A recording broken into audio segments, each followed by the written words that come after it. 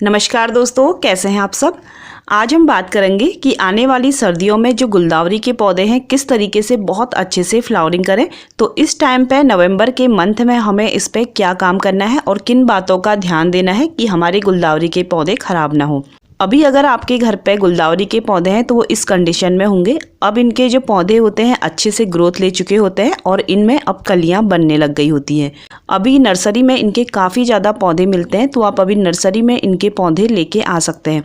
अगर अभी आप नर्सरी से इनके पौधे लाते हैं तो इस साइज के पौधे ले आएँ। जो इस साइज के पौधे अगर आप लाते हैं तो 1 महीना केयर करने के बाद ये पौधे आपको बहुत अच्छे से फूल देंगे। नर्सरी से जब भी हम पौधे लाते हैं तो हमें बहुत ज़्यादा फूल खिले हुए पौधे नहीं लेने चाहिए, क्योंकि जिनमें फूल खिल चुके होते हैं वो कुछ टाइम बाद उनके फूल बंद हो जाएंगे और फिर वो पौधा आपका वहीं का वहीं ख़राब हो जाएगा। तो मैंने आपको पहली वीडियो में दिखाया था कि मेरे पास 2 टाइप की गुलदावरियाँ हैं, एक छोटी वैरायटी और एक बड़ी वैरायटी। जो छोटी वैरायटी की गुलदावरी है इसमें अक्टूबर लास्ट से ही ये इस तरीके से कलियाँ बन चुकी थी, काफ़ी ज़्यादा इसमें कलियाँ बन गई हैं। और अभी कुछ टाइम से जो बड़ी वैरायटी की गुलदावरी है उसमें भी कलियां बनने लगी हैं। तो अगर आप भी अपने पौधों को देखेंगे तो उसमें भी कलियां बनने लगी होंगी, या फिर अभी 10 से 15 दिनों में कलियां बन जाएंगी, क्योंकि अब धीरे धीरे इसकी जो कलियां हैं वो बनने लगती हैं। इसके फ्लावर खिलने में थोड़ा सा टाइम लगता है, क्योंकि धीरे धीरे कलियां बड़ी होती हैं और धीरे धीरे इसमें फ्लावरिंग होती है। अभी जो नवंबर का महीना है, इस टाइम पे आपको जो सबसे पहला काम है वो नहीं करना है, वो है पिंचिंग का।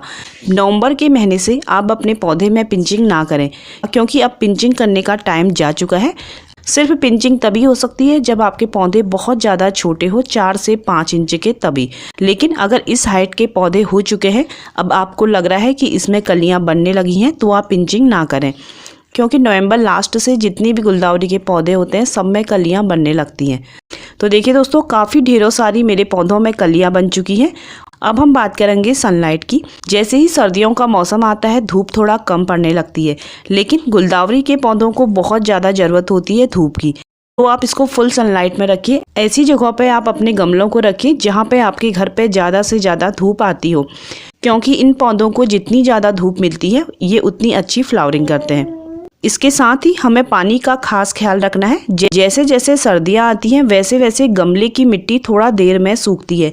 आप जिस जगह पे रहते हैं उस जगह के हिसाब से आप देखिए कि आपके पौधों की गमलों की मिट्टी कितने दिन में सूख रही है। हमारे यहाँ पे अभी काफ़ी ज़्यादा गर्मी है, तो इसलिए यहाँ पे मैं 1 दिन या 2 दिन छोड़ के पानी देती हूँ। लेकिन जैसे जैसे ठंड बढ़ती है वैसे वैसे आप अपने पौधों को 2 दिन या 3 दिन छोड़ के पानी दीजिए, क्योंकि जो मिट्टी होती है वो गीली ही रह जाती है।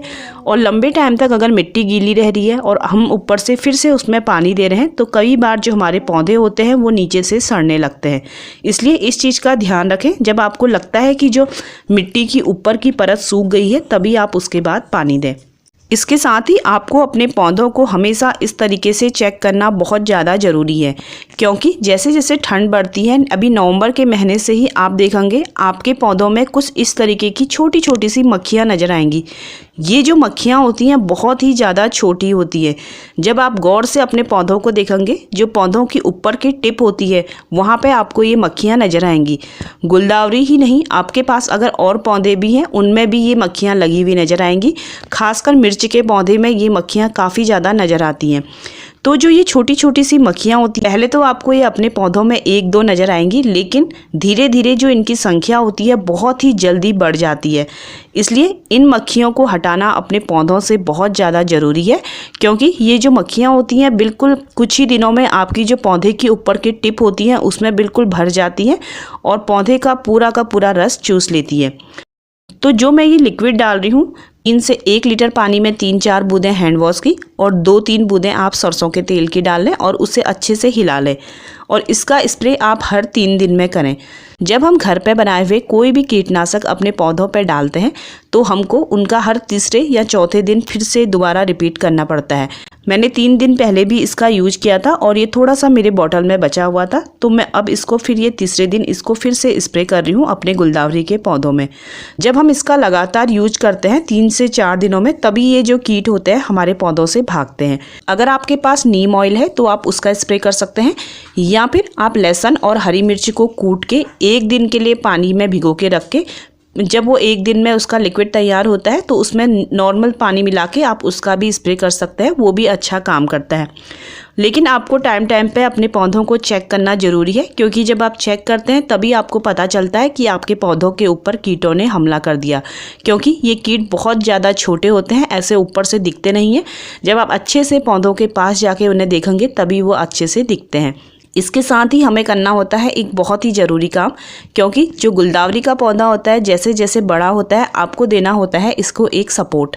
अगर आप सपोर्ट नहीं देंगे तो आगे चल के इसमें काफ़ी ज़्यादा कलियां बनती हैं और फूलों का साइज़ भी काफ़ी ज़्यादा इसमें अच्छा होता है। जो इसमें फूल होते हैं वो प्लांट के ऊपर टिप में होते हैं। क्या होता है कि अगर हम इसको सपोर्ट नहीं देते हैं तो जो बाद में जब फूल खिलते हैं पौधा हमारा फूलों का भार नहीं उठा पाता और बिल्कुल एक साइड को लटक जाता है। तो इसलिए आप पौधे को सपोर्ट दीजिए। पौधे में सपोर्ट देने के लिए आपके पास कोई भी पाइप का टुकड़ा है या फिर लकड़ी का है, आप इस तरीके से मिट्टी में डाल के उसको किसी रस्सी की सहायता से पौधे में बांध दीजिए। इस तरीके से सपोर्ट देते समय एक चीज़ का ध्यान रखें, जो भी आप सपोर्ट के लिए लकड़ी या पाइप यूज कर रहे हो उसे आप जो गुलदावरी की मेन स्टेम है उसके बिल्कुल पास में ना दबाएं।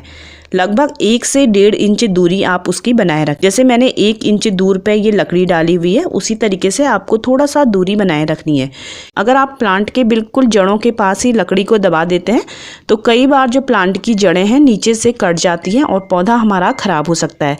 तो इस चीज़ का आपको ध्यान देना बहुत ज़्यादा ज़रूरी है। के साथ ही नवंबर के महीने से गुलदावरी में कलियां बनना स्टार्ट हो जाता है या फिर किसी किसी की बन भी चुकी होती है। तो अब ज़रूरत होती है इसे अच्छी लिक्विड खाद की।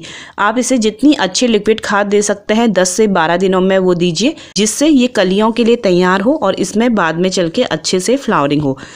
अगर आप घर की बनी हुई लिक्विड खाद देते हैं तो आप बदल बदल के लिक्विड खाद दे सकते हैं। हर 10 से 12 दिन में कुछ अलग अलग लिक्विड खाद दीजिए। जैसे आप कभी गोबर की लिक्विड खाद बना के दे सकते हैं, वर्मी कंपोस्ट की या किचन कंपोस्ट की, सरसों की खली दे सकते हैं, या फिर दे सकते हैं आप प्याज के छिलकों का पानी, केले के छिलकों का पानी।